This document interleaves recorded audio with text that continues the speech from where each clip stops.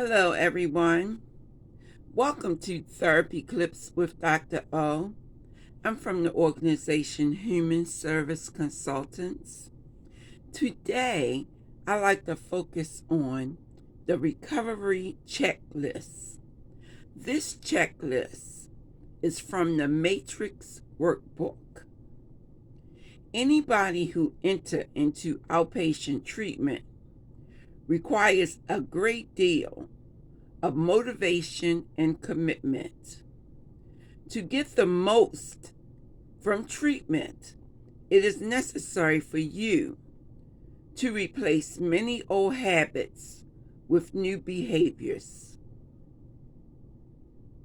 So, on the checklist, I want you to think about what you already do and make a mental note so that you can understand that these are the things that's required in recovery and what you should continue to do.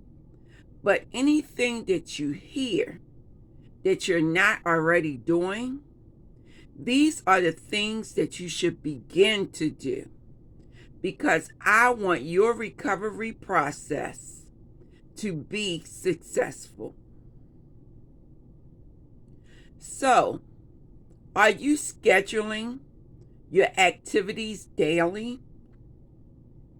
You may ask the question, why is it necessary to do so? When you are actively engaged in your substance of choice, some people say your drug of choice, and seeking your drug of choice, your life was preoccupied with this. Now that you're no longer living that chaotic lifestyle, you may find that your day have blocks of times and you don't know what to do with this time. That's why it's necessary to schedule your activities daily. It's necessary because if you find that you have idle time, or you're bored or lonely, you may decide to go out and use. So that's the reason that you need to schedule your time. You should also visit your physician for a checkup. Maybe you've done this already, and I hope so. But if not, it's something that's important to do because you want to be as healthy as possible. Make sure that you destroy all drug paraphernalia. Paraphernalia, if you just so happen to see it, may trigger you to want to use.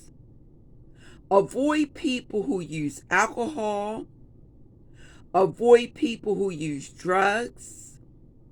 Avoid bars and clubs. Stop using alcohol. Stop using drugs. Pay financial obligations promptly. Why is this important? Because you don't want the stress of needing to pay a bill to weigh heavy on you, and then you decide to use. Also, identify your addictive behaviors. Avoid triggers.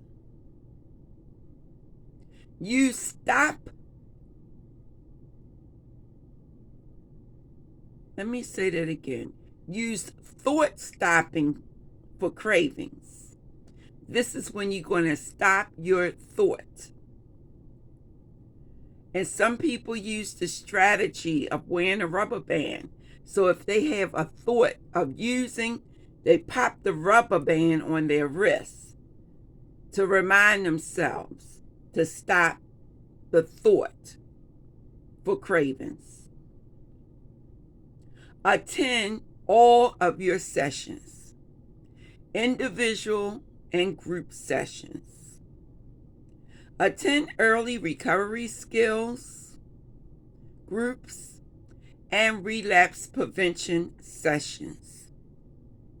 Attend self-help groups and 12-step groups. Get a sponsor while you're at the group. Exercise daily and discuss your thoughts, feelings, and behavior honestly with your counselor or therapist. That's what I want you to do. This is called the recovery checklist, and this is how you begin your process in recovery. So, there's 4 questions that I'm going to put out there for you to think about. What behaviors have you decided to start since you entered treatment? Which behaviors have been easy for you to do? Which behaviors take the most effort for you to do? And which behaviors have you not begun yet? What might you need to change for you to begin this behavior? Now, you hear me speaking a lot about behaviors in this presentation because that's what I want you to focus on. I don't want you to focus on how you may think you are a bad person because you became dependent on a substance. What I want you to begin to think is that your behavior is what you need to focus on. And those behaviors are related to your addiction. So that's why I asked you the 4 questions. Something for you to think about. Once again.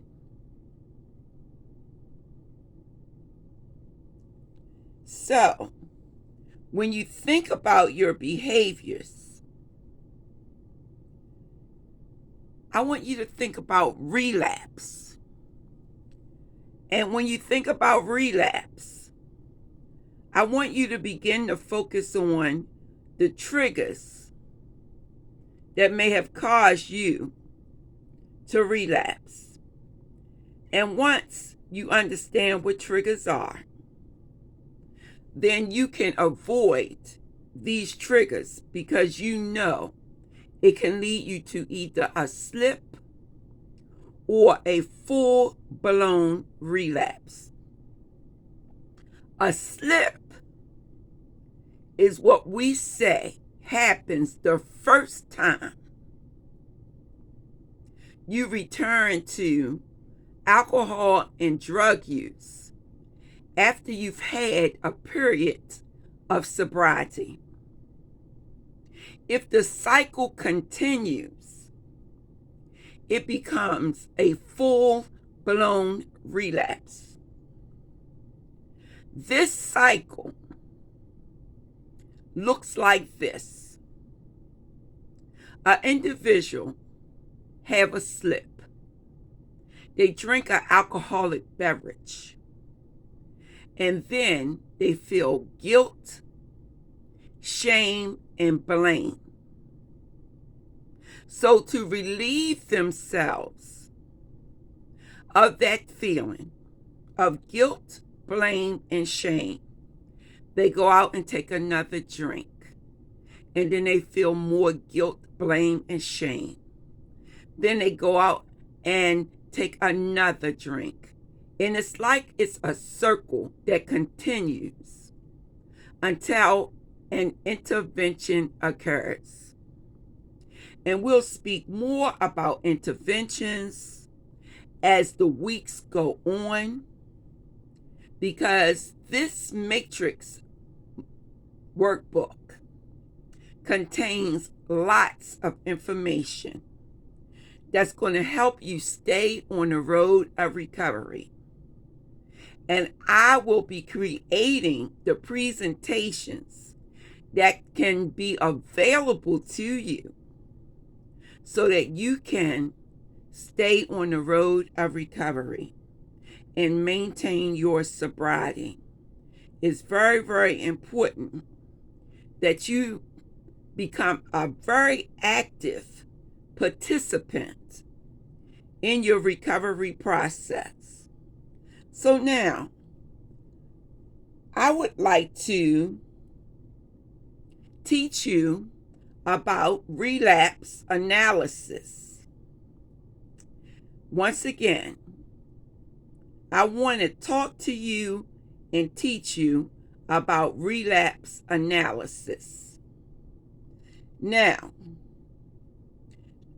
I want to say to you that a relapse episode or slip does not begin when you take a drug or a drink of alcoholic beverages. Often things that happen before you use indicate the beginning of the relapse. So what are you trying to say, Dr. O? Well, what I am trying to say is that relapse begin in the mind first. And relapse begin with particular behaviors first.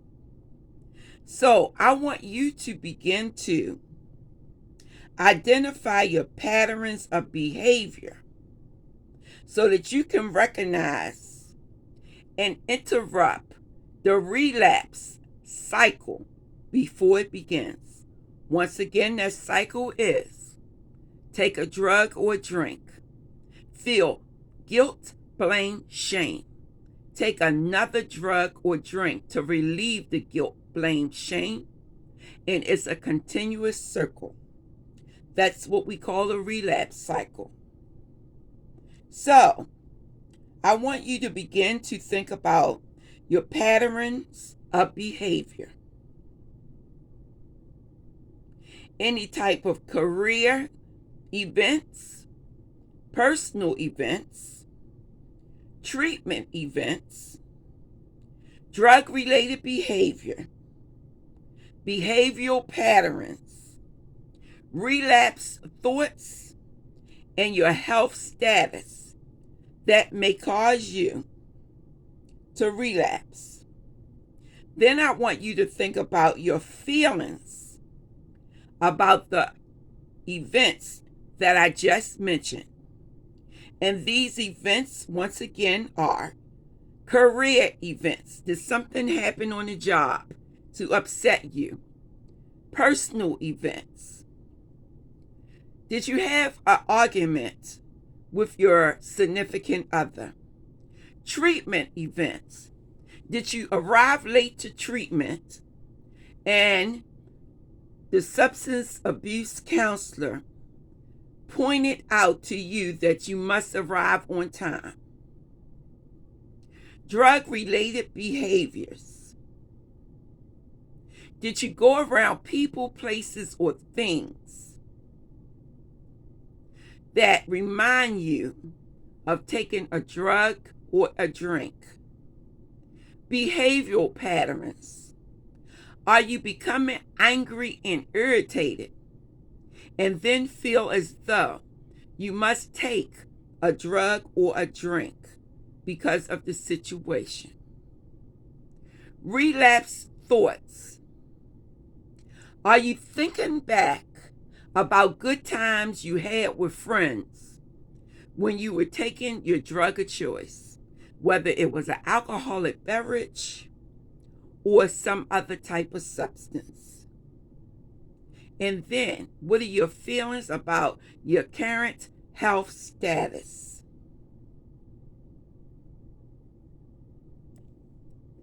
So as you think about these things, These particular events that I just named, I want you to understand.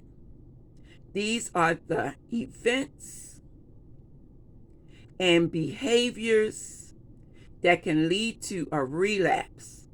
So getting these situations under control and keeping them manageable with coping skills will help you to be stronger in your constitution, that you will not take another drug and you will not take another drink. Because when you're in recovery and trying to maintain your sobriety, then you cannot take another drug or take a drink. Some people believe that if they're not using their drug of choice, then actually they can do what they want to do as long as it's not their drug of choice. That is incorrect thinking. When you're in recovery and trying to maintain your sobriety, you cannot do anything. You cannot drink or take drugs. The only thing that you can take is a prescription medication that's prescribed by the psychiatrist, the nurse practitioner, or your physician. That's the only time you can take a substance, and it is for your mental health or your physical health. Well, I want to thank you for the time that you spent with me today. I am Dr. O, and this was Therapy Clips. I am from the organization Human Service Consultants, and I'd like to thank you for your time.